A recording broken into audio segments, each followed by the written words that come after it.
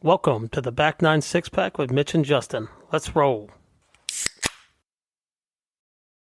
Hello and welcome to episode 147 of the Back Nine Six Pack. Tonight we got a little hour golf to cover, got the US Open to talk about before we head over to the patio. My name is Mitch, joined as always by my esteemed colleague Justin. I was just going to generally ask you about Father's Day, but shout out to Nikki Picks. Set me up with a 1K winner tonight on the World Cup. I'm a soccer bettor now, by the way. That's just where we're at. Well, I think it's got to, like we just talked about before we came on, I think you got to bet the group stage because once you get into the knockout rounds, maybe not the first knockout round because we're doing 32 this year for the World Cup, but once you get past the round of 32, you start getting the round of 6, 8, 4, it's going to be I feel like it's going to be really hard to bet like goals and stuff like that. So I think you got to get it now while it's hot. Yeah, I've been kind of feasting on all these like lopsided matchups. You just, they give you close to even money on these spreads of like a goal and a half. And it's like, yeah, Germany's going to beat the piss off of whoever. And yeah. Mbappe is going to score twice every game. Like I was going to say, and it's the top tier teams, right? Like it's your France's, it's your Argentina teams like that are just beating the brakes off these not so good teams. So. Yeah, Spain was the one exception against Cape Verde or whatever, but otherwise, yeah, all these dominant players and dominant squads have been playing well. So, yeah, that was you love to see that the week before vacation. I got to tell you. Oh, yeah, no kidding. Oh man, yeah. Well, I went from being low energy to quite fired up. So let's we can go ahead and get into things here. Hey, thank you all for listening. Please subscribe, rate, and review the show. Follow us on social media at Back9Sixpack. My golf heater has continued. I've played a lot of golf. This is the most golf I think I've played in like 1 month, probably for the last like 15 years. Well, I did not hear about it at the birthday party, but I can tell you my wife heard about it from your wife about how much golf you're playing. So, yeah. There's a lot riding on this Stampede here in a couple weeks. I've gotten the you better win, threats quite often with how much I've been able to get out. So, yeah, shout out to the wife and the kids for letting me be an absentee husband and father for a little bit and getting some rounds in. But, yeah, we'll go back to last Wednesday. We had league, stormy night. A lot of guys didn't finish. Probably shouldn't have finished, but I did finish, dropped another 38 out there. That was nice. My 2 league weeks since getting absolutely, my brains beat in by the courses in Indy have been a combined like 3 over par. So we like to see that. And then Friday I went and played Whitewater, shout out to Joe, Aaron, and Nick. We got out there, fired a 78, little 41-37. And then yesterday, Father's Day, the opposite, 37-41 for another 78. So we're playing some golf. My handicap, I went from it jumped up to 9 after the Indy trip. We're back down to a 7.5, which is within the realm of where things should be. So yeah, it's getting. I don't know. I kind of wish we were playing the Stampede next week right now. If I'm being honest with you. Yeah, you're gonna have a week off for vacation. We'll see how that treats you. Yeah, I mean, we had fun yesterday. I played. I played Wednesday night league. We did not finish. I don't know, dude. I'm like terrified of lightning. So as soon as I see any, I'm out. Yeah, I don't blame. And honestly, it started raining. I'm just like, I don't want to be wet the rest of the night. That's just no fun. So I think we only finished 6 holes or something like that. And then I played Thursday in an outing. Hold out. I got my first hole out of the year. Hold out from 58 yards. Actually got us the only skin in the scramble.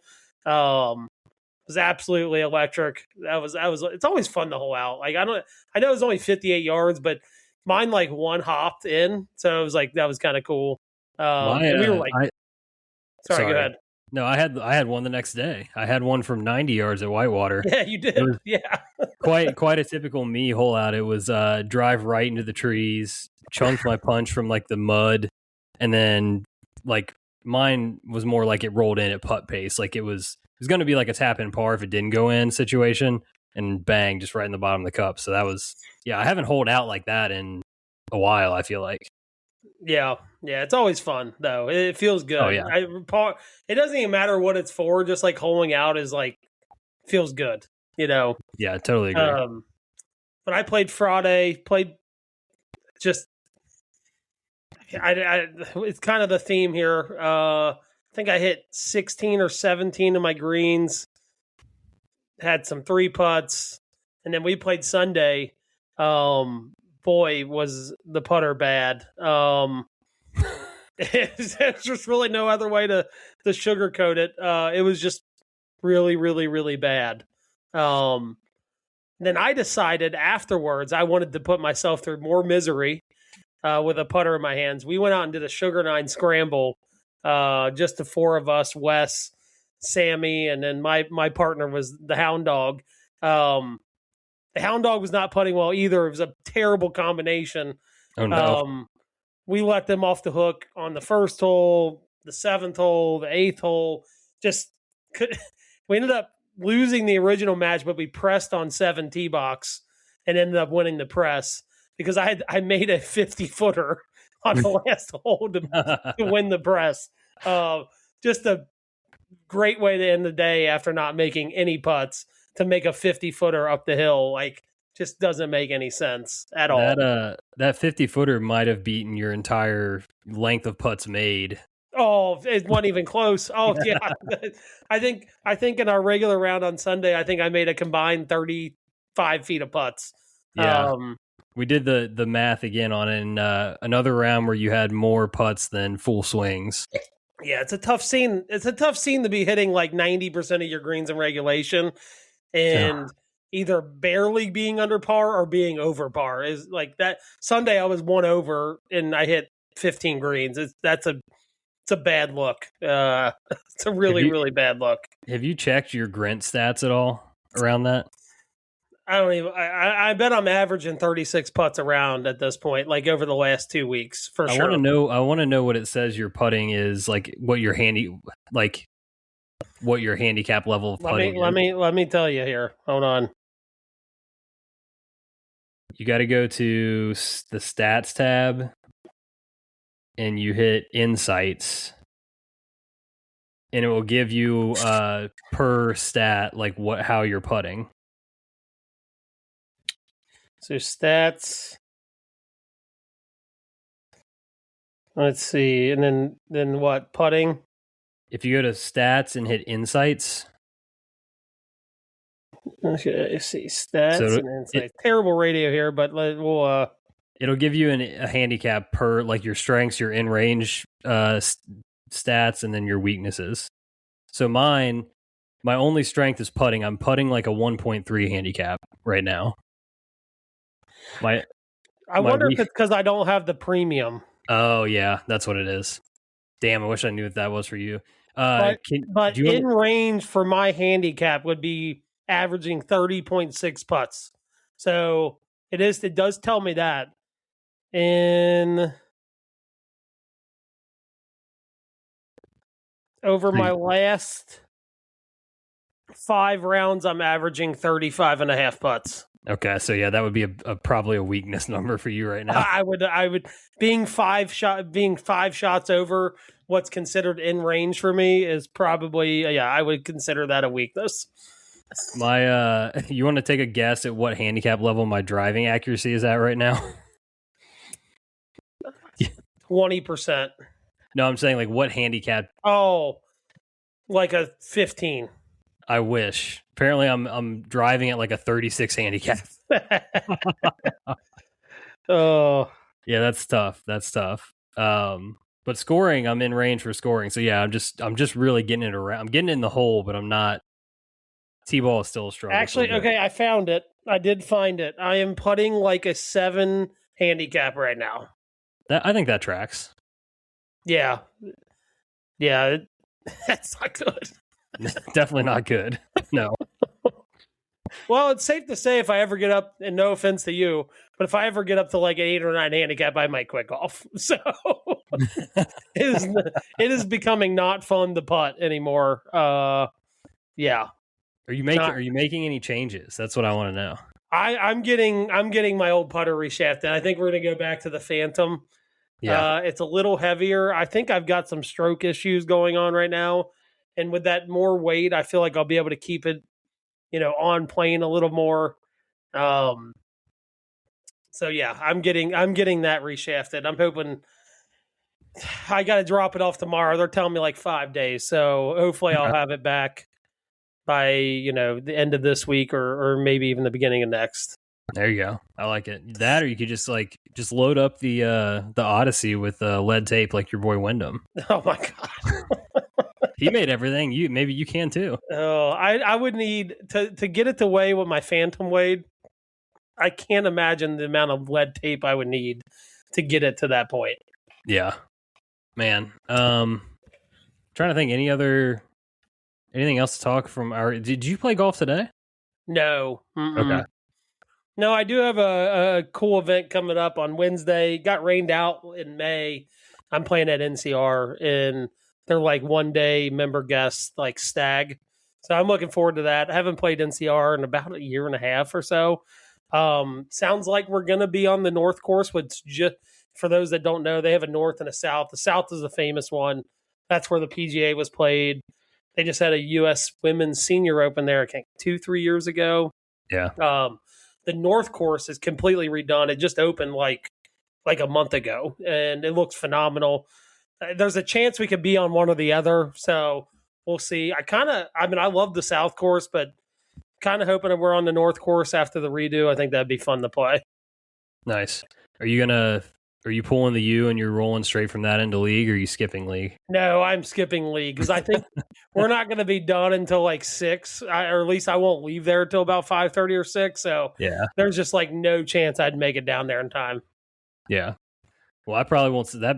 I won't see a league until the week of the Stampede because next week we're leaving it. I mean, our flight's at like 6 a.m. on Thursday, so it's one of those, and then I'm going to be gone for the following week. So.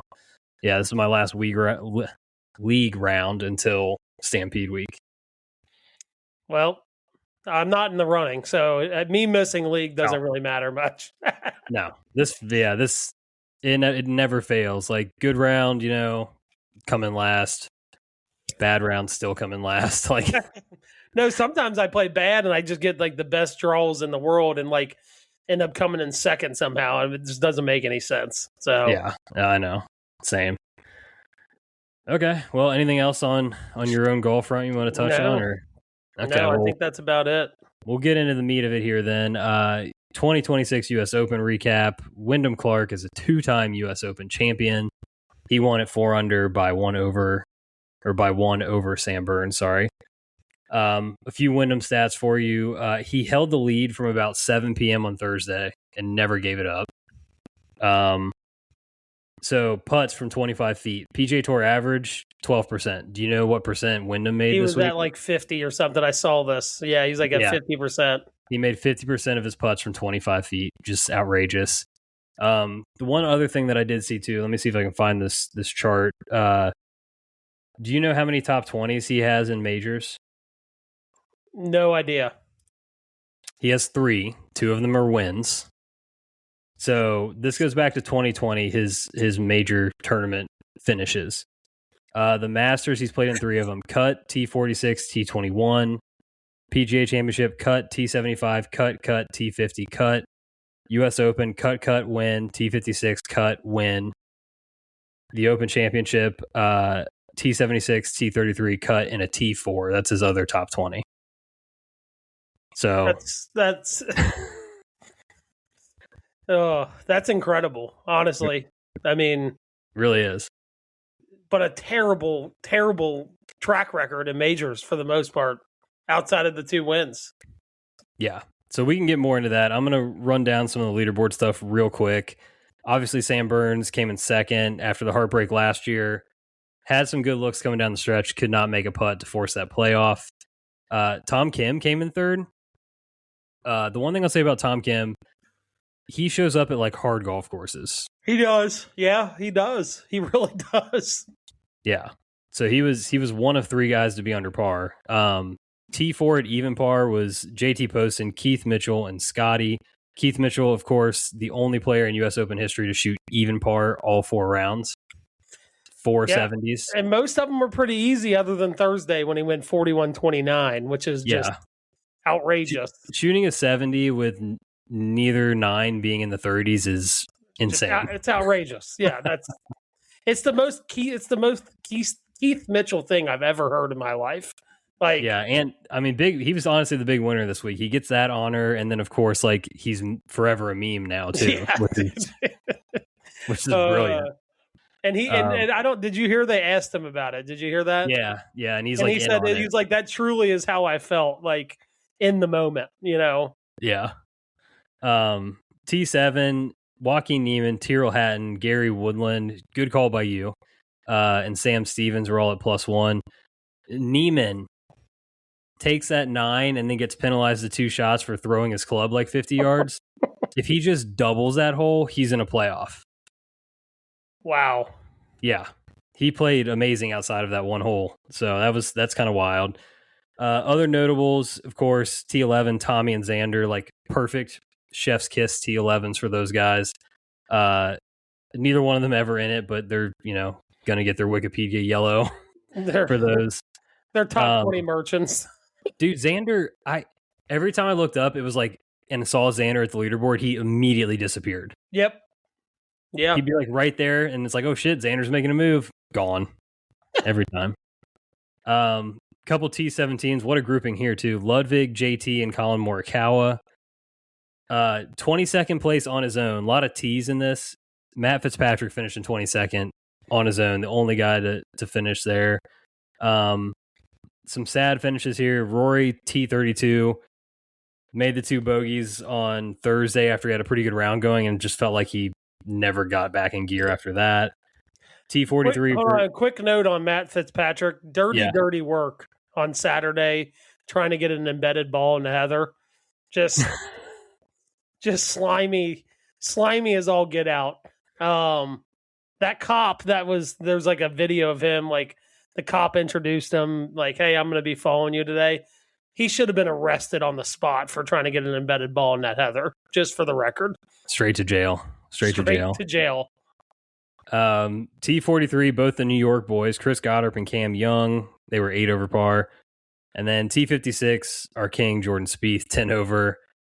We talked about it in the middle of our round yesterday. We're like, our guy just needs some changes. We need a new putter. We got to go to the mallet. And I think it might be time to move on from Greller. As sad as it sounds. Too. Yeah, I think they just he needs a new vibe. They're just not working anymore. This feels like a lot of tension.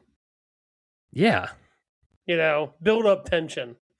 I know, and most of it's from Jordan just not playing well or putting well, but just not good right now. Yeah, I loved you called it out too. I saw the same tweet about like, in 2017, Jordan has like 50 feet. It's like, oh, he's making it. And then now he's got 5 feet. There's no chance he's making it. Yeah, no chance. No chance. God, he's putting so bad. It is. Me and him are one soul right now. So I don't know. You might be fine. You might be hitting it better than Jordan Spieth out too. I don't know. At least I'm keeping it on the planet. Yeah. Jeez. So I did want to shout out low AMs. There's tied at 23rd at 5 over Jackson Coyven and Ryder Cowan. They kind of had reverse pass. Coyven put in, I think he shot 67 yesterday to climb the board a bit, and Cowan had the good start and then held on for dear life coming down to the stretch. That's always a fun thing to track at the U.S. Open. And then bunch of miscuts, as often happens at the U.S. Open. Brooks probably dealing with the injury, I assume. Bryson has not made a cut at a major since that stupid video or TikTok he posted. One where he's like doing the worm and like all the weird dances. John Rahm, 68-78 to miss the cut. I would say he's the biggest ejection of the weekend, but he's not. Surprisingly, he's not the biggest ejection from the miscuts. Yeah, he was even par through 27 holes. Made the turn, par, bogey, bogey, bogey, bogey, double. to miss the cut. He went 37-41 for a 78. That's the Mitch. Yeah. That's how you do it. So yeah, he missed the cut. Patrick Reed was a popular pick this week. He missed a cut. JJ Spawn, the defending champion, missed a cut. And last but not least, I wanted to shout out Adam Scott missed the cut, but he was playing in his 100th consecutive major, which is That's sick. Insane. Yeah. He's played in every major for the last 25 years. That swing and his just his game in general just travels, right? Like it just proves that yeah, there's different ways to get the ball in the hole, but when you got a picturesque swing like his, that travels through time. You know what I mean? So yeah, pretty crazy. Did you see the custom foot joys they made for him? No. It's pretty sick. On the inside, in the, I don't know what you call that, the upper of the shoe, but the inside of it had every year in the course. Oh, that's cool. Yeah, listed out. It was pretty sick. But yeah, that's kind of the way things shook out. Before we get into any, are you not going to mention Dustin Johnson? He might be the biggest ejection of the tournament. I think he was he was leading at with Wyndham for a little bit, and ended up missing the cut. No, he made the cut. He barely made the cut. Sorry. He finished T32, but he shot 66 on Thursday, and for a while it looked like you were right, he was going to be the first round leader. And then Wyndham kind of took it deeper, but yeah, 66-77 and just snuck through just inside of John Rahm there. So yeah, for a minute though, there was a time on Thursday where oh God, is DJ reinvigorated? Dude, it was it was like watching 2017, 18, 19, 20 DJ all over again. Just driving the ball like a madman, kind of overpowering the course a little bit. It was fun to watch in the short period we got it. Yeah, honestly, of all of the live stuff, I think DJ kind of makes me the most sad. Yeah, because it's just he pretty much opted out of just caring about golf. Yeah, because he admitted he's yeah, I'm doing this for the bag. I don't care about any of the other stuff. I want the money. Yep. And I love DJ. His lack of not caring, but also being the best player in the world for so long was the coolest thing going in golf. Yeah. And yeah, he's pretty much vacated the premises. Prime DJ off the tee is just there's no one better. He's hitting it 330, 340, and it's straight as an arrow. It was just unbelievable to watch off the tee. Still got that wipey putting stroke though, which is probably why he doesn't putt very well. But man, it was fun while it lasted on Thursday. So that's what that's what the sad thing about this is him and Wyndham have the same number of majors, and it's crazy. You're not in the same stratosphere of player. And far as talent, no, not even close. No, that's what sucks. He should have 4. 4 feels like a good number for DJ, but alas. Okay, before we move on, just general U.S. Open talk stuff. You absolutely beat my ass in this. It doesn't matter what format I throw at you. Doesn't matter. No, this is you took Wyndham. I think your exact words last week were you just had a bad feeling about it. I'm look, I'm going to have him on my team, and I'm going to be sad when he wins. I think that was my exact words. Yeah, he wins, and you got the first round leader bonus.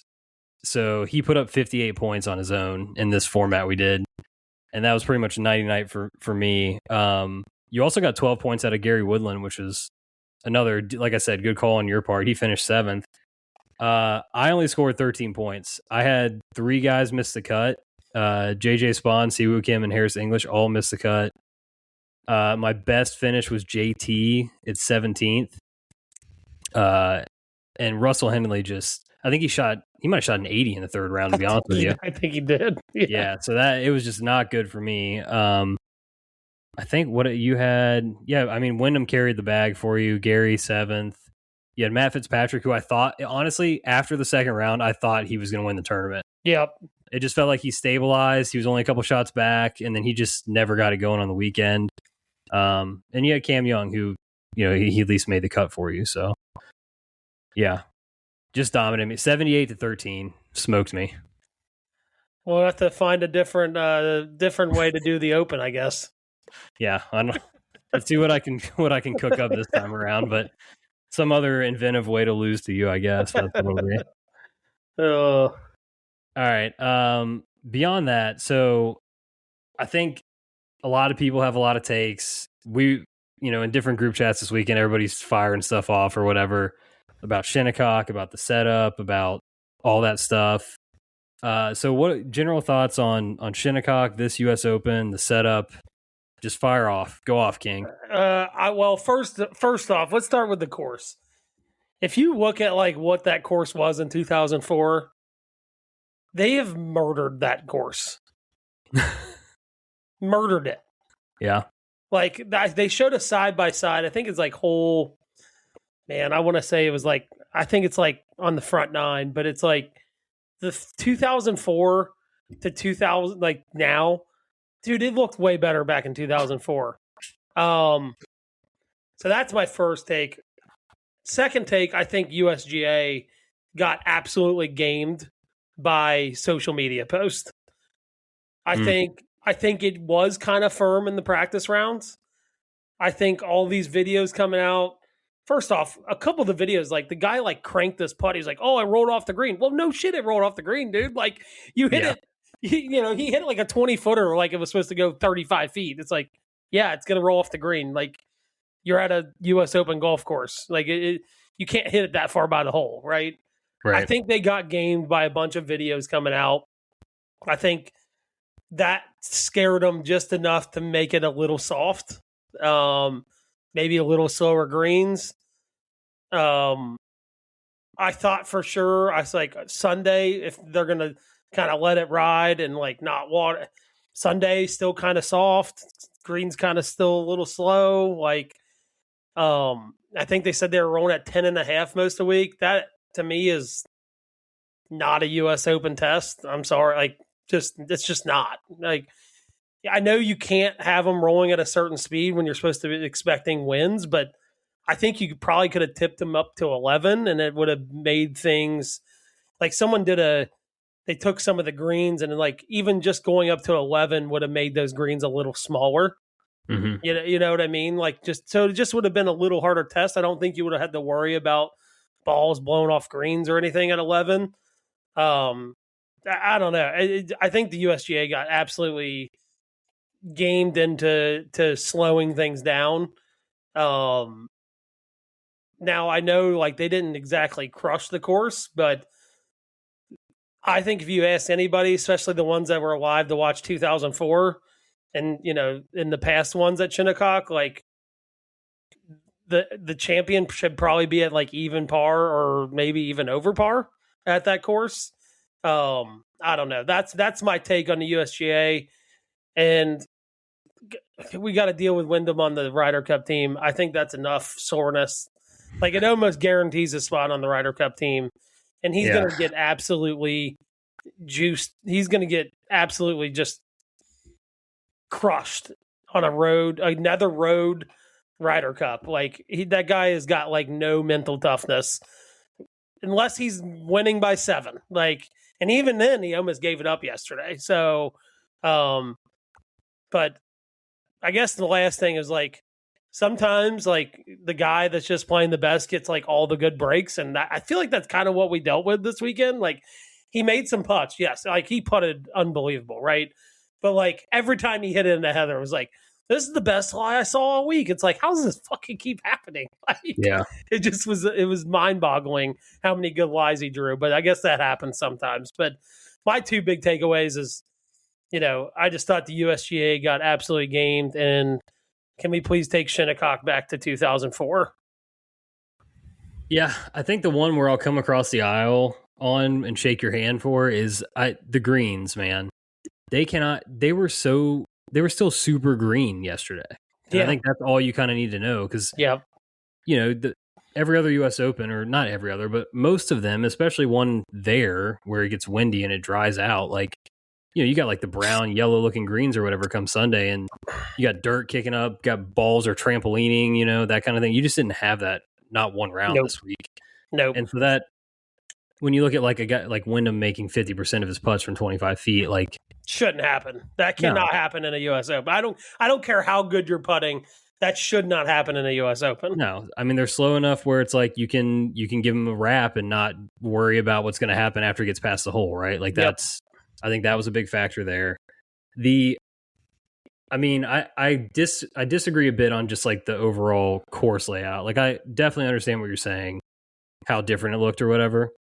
But these were the widest fairways in U.S. Open history. That can't happen. I know, but also, compare that to Aaron Hill's that I think were they got to be in the top 3 or 5 widest fairways, and they took that course to like 16 under in that U.S. Open. So like, it still has enough of a challenge between the wind and the greens overall. I know they were easy to putt, but like there were a lot of guys struggling to like keep them on green still, even though they were fairly soft. So it still presents a pretty tough challenge aside from, the green mistakes. Well, what if I think the biggest thing, and I've kind of thought about this, there's a connection between green speeds and what they've done to the course. When you cut down trees, a lot of trees, it's going to be windier, right? There's nothing stopping the wind, especially when you're sitting in between 2 massive body of waters, right? Yeah. Like, so part of it is there's more wind, which means you can't speed up the greens as much because there's less blocking the wind, right? So I think that all kind of, it all is connected in a way. And maybe that's more what I'm trying to get at is like, because the changes to the course, you can't make it as fast. That's a good point. Hadn't considered that, but that is a good point. I think for me, and this kind of goes back to I know Wyndham got a lot of good breaks, right? When he hit a foul ball, like how many times did we hear like, oh, this is the best lie I've seen in here all week, or this is, he got away with one here or whatever. We heard a lot of that. The same thing, I think a lot of this just keeps going back to how far they hit the ball now. Because if you're in that heather and you've got, even if you have like an 8 or 7 iron versus a wedge, way more difficult shot. Yes. And there's too many times where he's just hammering driver all over the map and he's hitting a gap wedge, hitting a sand wedge. Like he had a sand wedge from 150 yesterday. Like, yeah, even if you're in the heather, you can still reasonably hack that out to a decent spot. Yep. And that's a massive difference between like where if you've got a mid iron in your hand, it's a 1-shot penalty kind of thing. So I think that's part of it too still. But I will say this, and we brought this up, like I brought it up yesterday in one of our group chats, is like the guy's won 2 U.S. Opens and he's missed his drive on 18 by a combined 100 yards. That cannot be a thing in a U.S. Open. Cannot be a thing. Like, for instance, like Bryson at Pinehurst a couple years ago, he missed that drive on 18 by like 20 yards, and he was in death. Like, he had to lay up into a bunker. You know what I mean? Like, the whole missing a drive by 50 yards and barely being in the rough is just cannot be a thing on an 18th hole at a U.S. Open. Just unfathomable. Like, you cannot have that. And that was my one criticism. I know it's one hole, but it's like it's the hole that could decide the tournament. It did yesterday, right? Like, he misses it big, barely ends up in the secondary cut, and it's like he hacks it up on the front of the green and 2 putts, right? Like, I think if you're at any tighter course and he's in heather, like, he's probably going to have to get up and down from like 50 or 60 yards, which is a whole different thing than lag putting it on greens rolling 10.5. You know what I mean? And the green, that's where the green speeds matter, because he still had like a 50-foot putt, but he puts it, he almost made it. Like, there's he probably didn't have much in his head of like, oh, I can't hit this too fast. And then all of a sudden you either juice it or you leave it a little bit short and you've got a 7-8 footer for par to try to not, bogey the last hole. So that, it's just, I think you're right. Compounding factors with this stuff. Couple other things I wanted to touch on. So I saw a clip from Eamon Lynch. I don't know if you saw this at all. I have not. No. Basically, he was saying that they should no longer host any major tournament or event like Ryder Cup or whatever else on Long Island, just because the broification of golf has gone too far. The fans are not great. Yeah. Like, I don't like Wyndham as much as the next guy, and I don't think he has a ton of fans, but he misses like that 3.5 footer on Saturday evening, and someone yelled like "get in the water." It's like, what are we doing here? Like, on top of, did you see how empty it was on Saturday when the last group was finishing up on 18? Yeah, crazy. Trash fans. Trash. Yeah, I tell you what, my crosshairs are strictly on New York-based sports fans at this point. LA's, that I've already given them their crap. Like, New York is squarely in my sights. Yeah. I mean, the one thing I will credit Wyndham with, the crowd was never, like, from basically Thursday night on, crowd was never on his side. Everyone's rooting for him to lose. Yeah, and he doesn't have many fans, so you're going to expect that. But yeah. I think there's a certain amount of decorum and respect that comes with like being on the golf course and being at a major championship. Yeah. But see, now the flip side being, he didn't really engage. He never seemed frustrated or anything by that or whatever. He kind of just wore it versus, somebody yells at Rory like, "Oh, I hope you're in the bunker all day," blah, blah, blah, and they're recording it. And he like makes a fat joke at the guy. Yeah. I'm not going to lie. That's a tough scene for the guy doing the video. Big time. But yeah, it's just like, that's, goes back to the overall fan conversation. Like, this is a major championship, dude. Like, I don't know. I think we need to, and Eamon said this in his clip too, or somebody, maybe someone else did. Like, we should adopt the Augusta policy at these big events. No phones, no tolerance policy. Yep. Like, how good is the vibe at Augusta compared to like all these other ones? And people are still having fun. It's not like it's no fun. Just, I think it would alleviate a lot of those issues, right? Like the unmitigated like heckling. That's just, it's not funny. Like, no, 99% of it's not funny, right? Deeply like uncool behavior. Yes. Yes.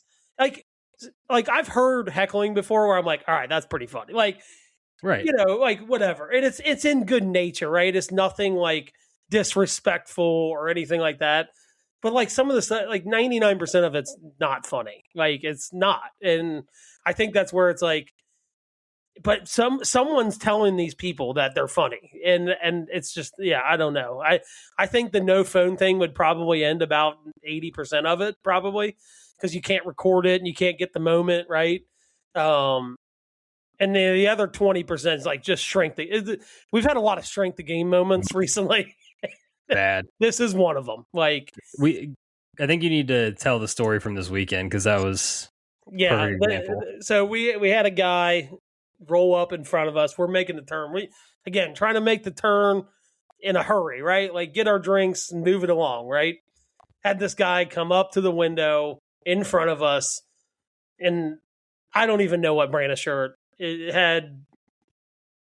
Let's just put it this way: it had duckies all over it. Like, and then he's like, "Well, she had to run an errand for me," and I'm like, "What does that even mean?" She comes back out with like a shot of Jägermeister. Mind you, it's like 9:45 in the morning. Yeah, like it's not like 5 p.m. It is 9:45 in the morning. Huge strength of game moment.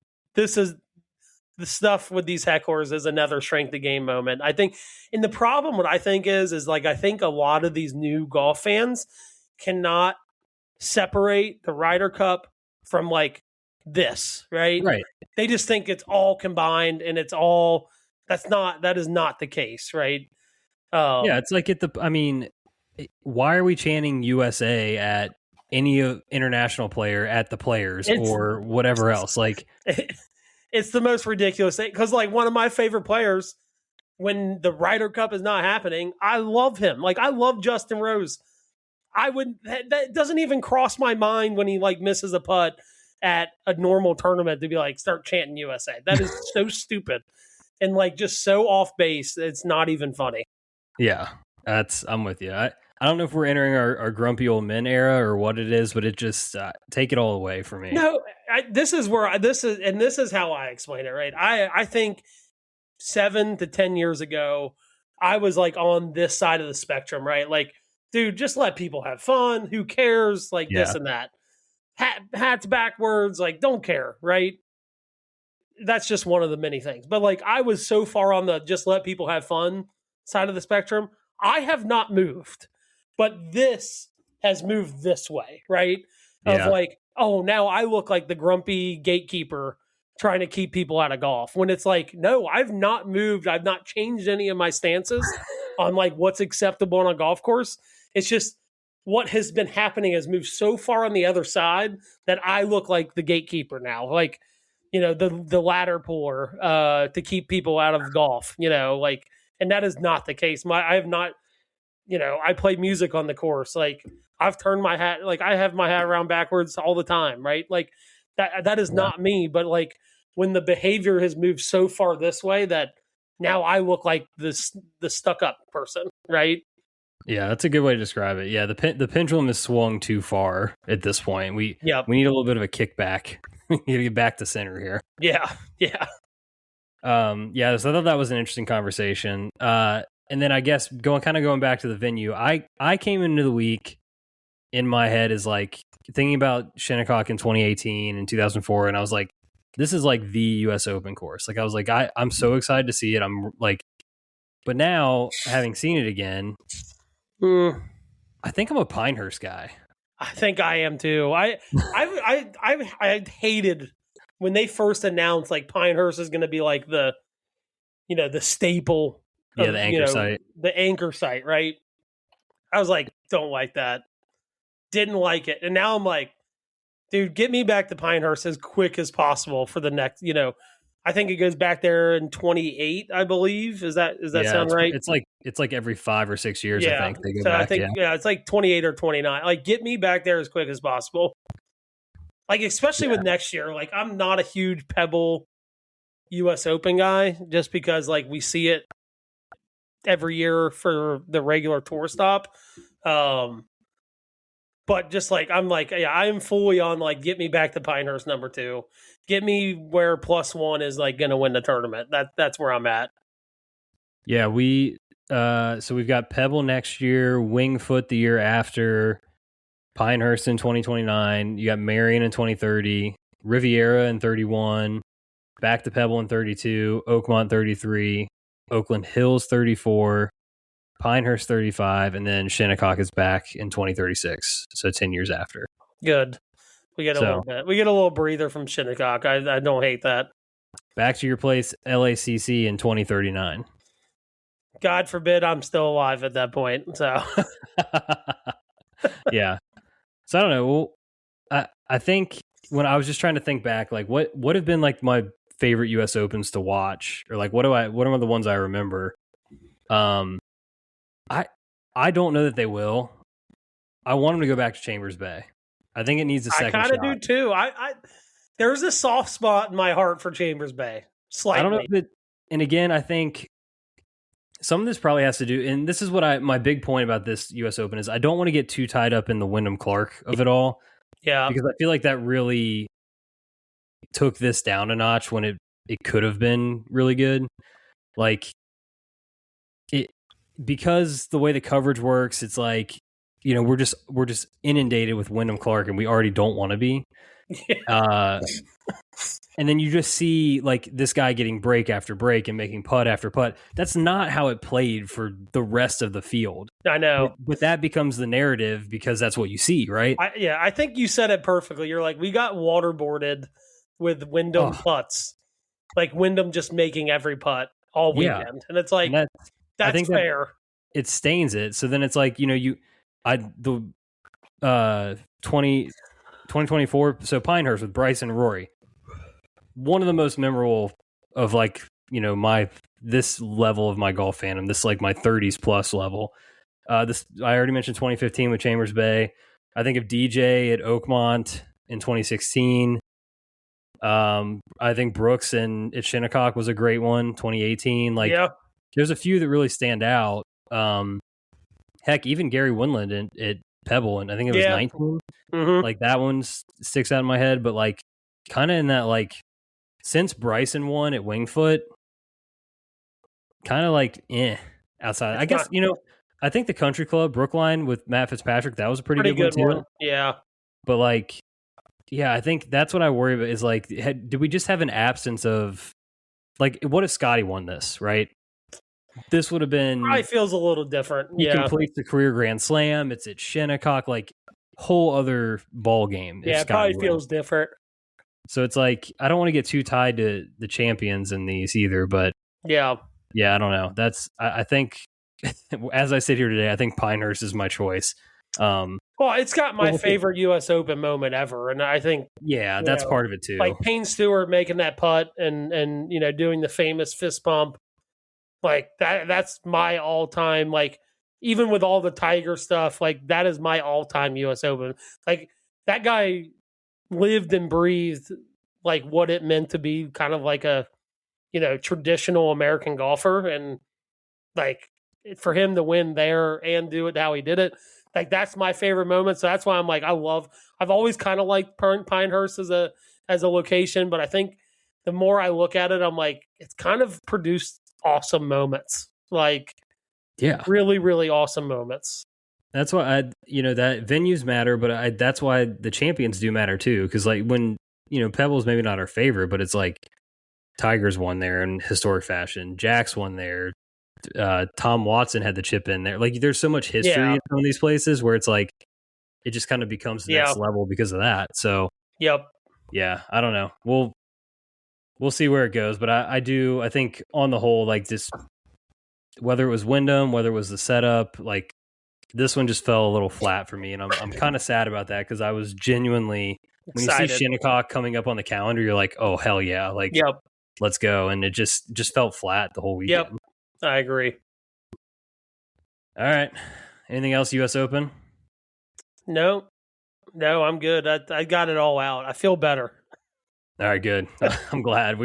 There were some moments in the chats I was a little worried about everybody, but yeah, we got through. We survived. Well, with that, we'll head over to the patio. It is Patio Beers time. I never remember who asked first. Do you want to go first? You want me to? I think I'm going to go first because I actually had a different question. Saw a video about an hour ago, and I'm like, that brings up a pretty good question. All right, I like it. Like where golf's at and where golf is heading. Specifically just in like America, right? Like, and we're already kind of different from a club perspective, and so the guy brought up a really good point. And I think the ultimate question is like, are we in a country club bubble?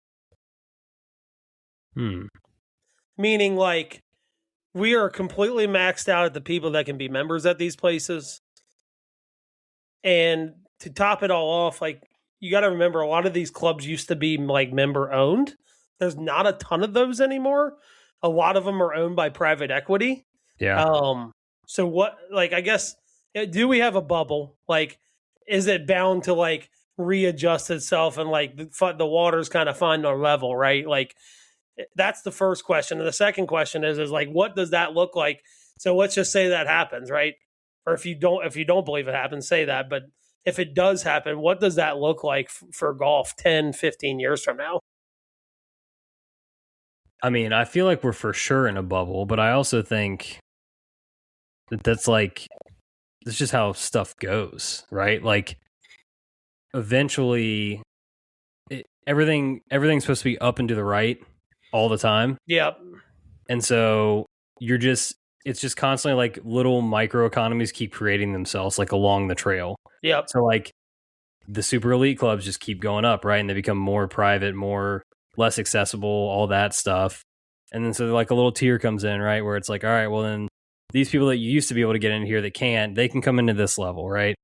And then now all of a sudden it's like, well, I'm never going to get to that level. So like I'm kind of going to be down here at this level, right? So it's like all this like upward trajectory just leads to all that. You're asking like a societal question, man. And to be honest with you, like the private equity thing is massive, like across everything. And so, yeah, I think it's just the landscape's totally different. You're not going to like member run organizations like that just are not going to really be a thing anymore just because the money involved in all of it. So yeah, I don't know. I even think about like us, like at our quote unquote club, right? Like it's not, it's not a public course that you pay money for. It's something different than that, but it's also not Yeah.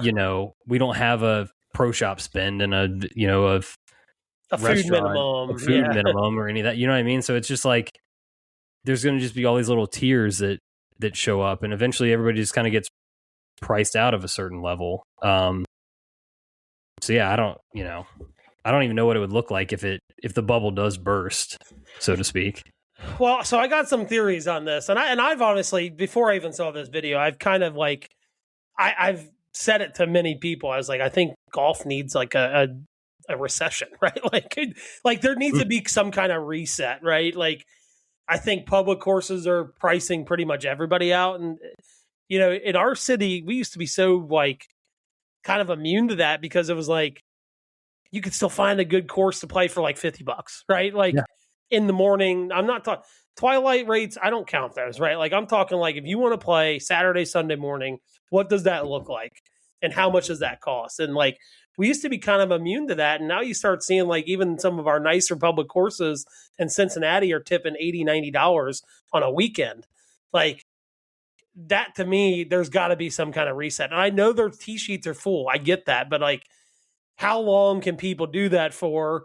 Or how much can people do that for before it just goes, I can no longer do this, right? Like, so that's the first question. But I think, or that's the first answer. Like, I think golf does need some kind of reset because I think things are just kind of, like you said, running way too up and to the right, where it's like there's bound to be some kind of like minimal, like at a minimum, some kind of blip on the radar where it, kind of starts making things like, oh, okay, like I can play this course at 9:00 this morning because it's not $90, right? And it's a public course. And it's going to take me 5 hours to play.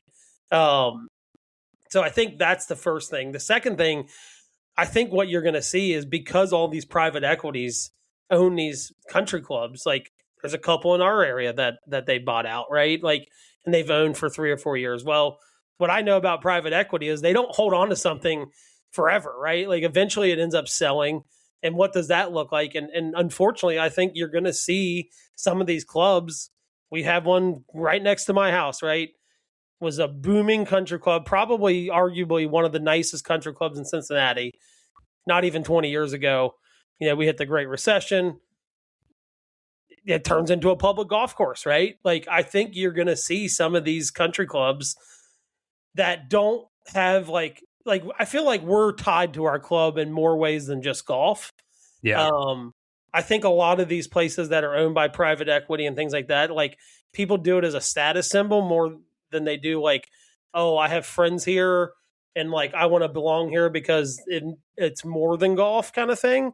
They don't really have that at those places. And I know because I've played in enough member guests and I've played at these courses enough to know that like there's like 60% of the membership that's just ebbs and flows, right?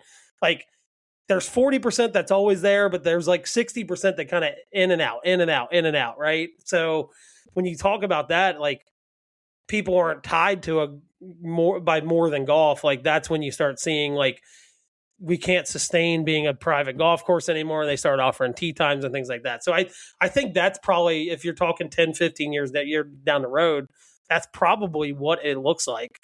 Because I do know another thing about private equity, they will not lose money, right? Like if it comes down to it, like they don't care about your membership. They will start offering public tee times if it gets to that point. So I think that's going to be the biggest change is you'll start to see some of these private equity owned golf clubs that are not like your high tier golf clubs that will start becoming like semi-private, or to me, semi-private is essentially public. Like at that point, if you're offering tee times to the general public, it's a public golf course. I don't care what time of day it is. So I think that's kind of what I've kind of landed on is like, you'll see a lot more public golf courses, which eventually will make the public golf cheaper, right? More options leads to cheaper prices. So, yeah, I think kind of two things on this. One, like the private equity piece honestly really sucks because the only thing those companies and those people are trying to do is like squeeze every ounce of value out of those places. Yep. It's nothing's being done specifically for like the membership, for the love of golf, for any of that, right? It's no, like you said, like should we offer public tee times? Can we get can we sell part of this land for housing development? Like there's Yeah. all these things that just, they're not benefiting the members or the golf in general for that. And then two, I'm a single handicap golfer. I am a member at a club. I would like to explore other potential memberships. I have a dual income. Like we do pretty well for ourselves. I can't really fathom joining any clubs in our area. No. At the current costs. No. Like, just no way that I could do that. But like, not speaking too highly of myself, but like I would be probably someone that's, of course, wants to be a member at their club. Yeah. Like 100%. You know what I mean? You have a family. Yeah.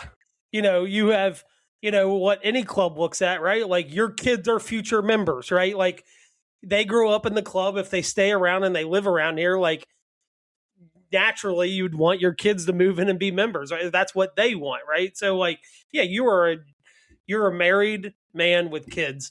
You're the perfect, and you're not going to use the golf course as much as other people, right? Like you're the, right. And I'm the perfect person too, right? Like married, kids, I play a little more golf than most people, but like still not as much as like a retired guy, right? Like, so like, yeah, we are the prototypical what they're looking for in a member, right? Right. So for that of like me and you being like, I wouldn't want to be a member at any of the clubs in our area for price purposes, for just general vibe purposes, like probably should tell you everything you need to know about the current situation.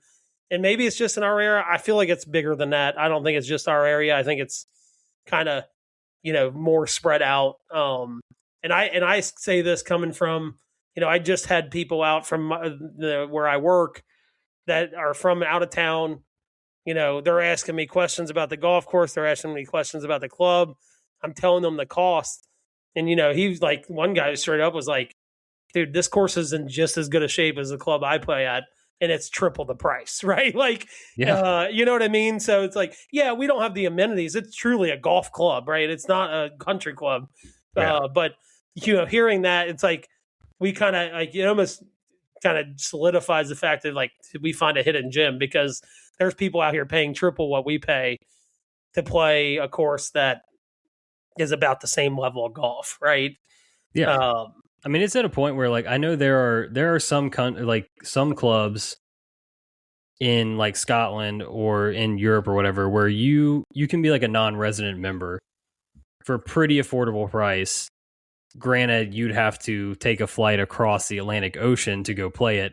I would almost rather give my money to something like that and go play it once a year. You take a trip over there, you play it like 10 times while you're over there, right? Like that's what I'm saying. I would almost rather do that than like try to like spread myself too thin to just join a club to do it kind of thing. Yeah.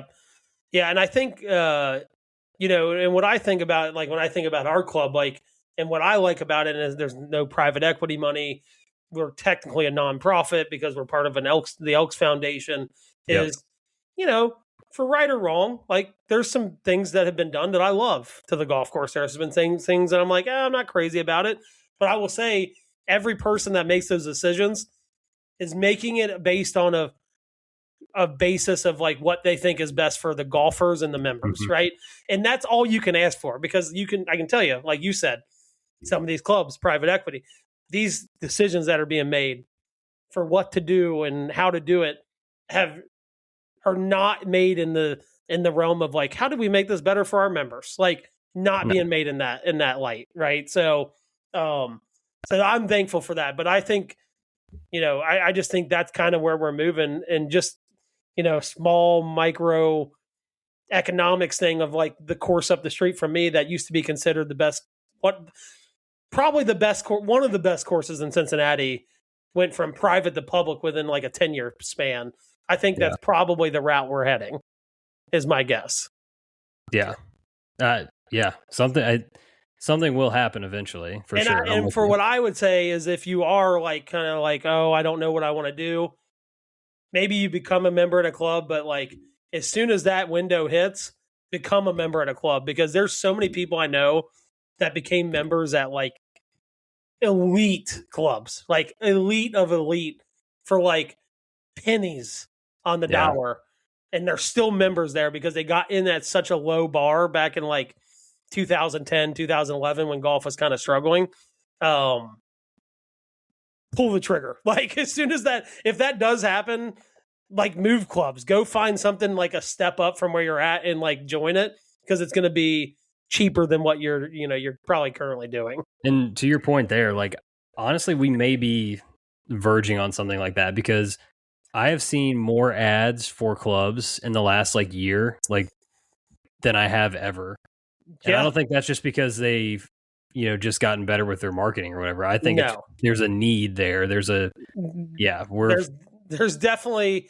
I think they started about 4 to 5 months ago for my feed.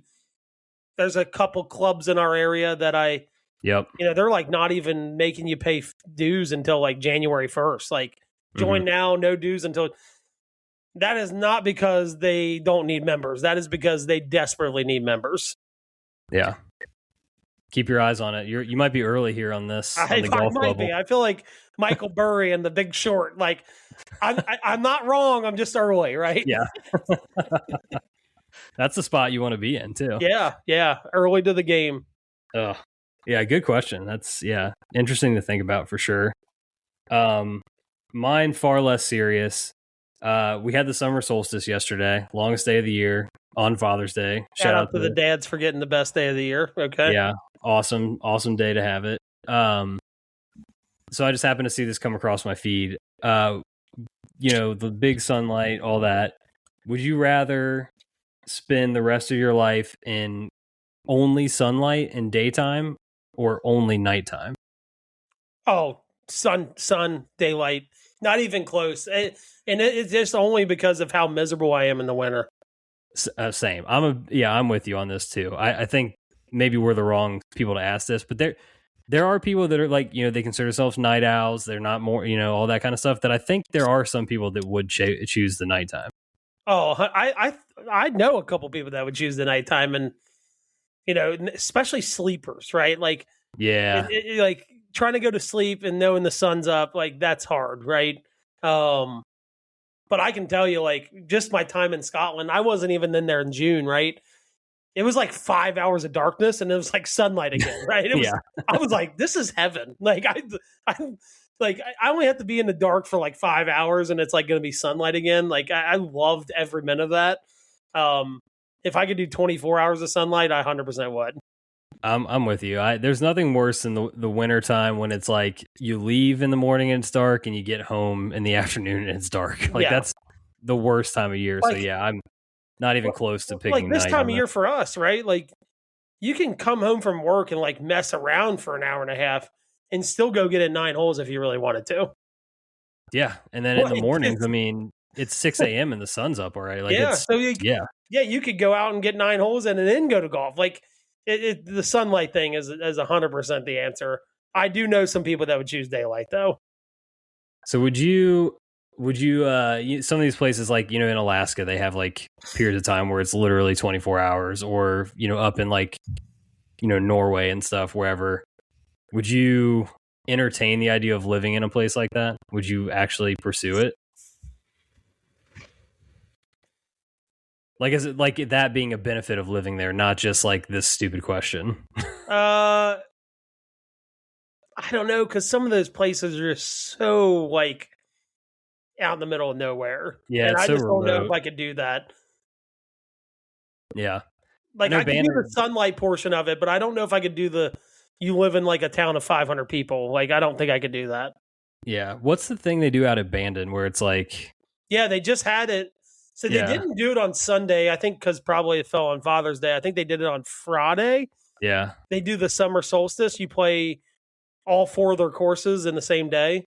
Yeah, it's really cool. It's like, I think it's sold out for like the next 6 years or something like that. Yeah. And it's gotten to the point where like Nike sponsors it. So like part of the fee, you get like Nike golf shoes and all this stuff. But that is pretty cool. And I just saw their video they put out, I think like Friday night or like right after it was done Friday or Saturday. And it's that I would love to do that. I think that'd be really, really cool. Yeah, and then I know like Lofoten Links or whatever it's called. They like you can get like a tea time at like midnight certain times of year. 2 Like a.m. Really, it's never dark for like 3 days. It doesn't really get dark. Period. Yeah, that would be Which such is a awesome. wild experience. Oh my god! Could you imagine just like we're gonna go out to the bars and then like hit our 2:30 a.m. tea time like after Waffle House? Like, yeah, you roll right into Waffle House for breakfast. That's how you do it. Yeah, instead of your round starting with Waffle House, it ends with it. That sounds awesome. That would be an interesting vibe for sure. Oh man. All right. Well, another U.S. Open in the books. Another Father's Day. Look, last shout out. I should have to. I got to get this in. Obviously, first one without my dad here was tough yesterday. It took me. I was feeling a little melancholy in the morning during our round, but that was playing with you guys and coming home to the boys and getting to watch the U.S. Open. It was a good pick me up for what started off as a little rough morning for your boy here. But so yeah, happy Father's Day to my dad too. Love you, buddy. Miss you. Sorry to end on a down note there, but No, but happy Father's Day to all the fathers, man. It's if you've been lucky enough to have someone like that means that much to you. I have a dad in my life that means the world to me. He just took my daughter out golfing today. Like that, it's the little stuff like that, and like the stuff we still do as adults is exactly because of our dads, right? And moms have a whole separate job in the household and leave their mark in a whole different way, but dads, it's definitely a different mark left for sure. Yeah, I was thinking about that yesterday with just like being at like the reason I was out there with you guys with my dad.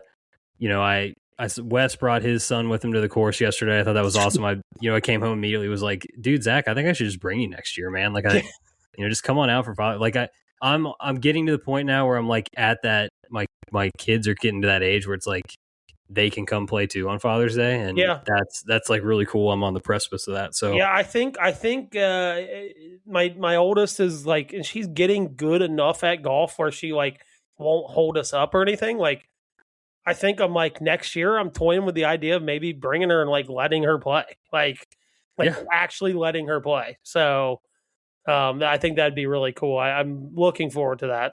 Yeah, it's crazy we're getting to that age. Ugh.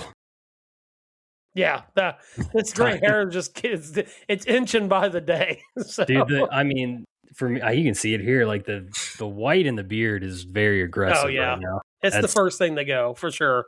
Yeah. All right. We'll get out of here on that. Thank you all for listening. Please subscribe, rate, review the show. Follow us on social media at Back9Sixpack. Until next time, cheers. Dude, thank you for listening to another episode of the Back9Sixpack. Be sure to follow us on Instagram and Twitter at Back9Sixpack for all your content needs. We'll see you guys next week. Cheers.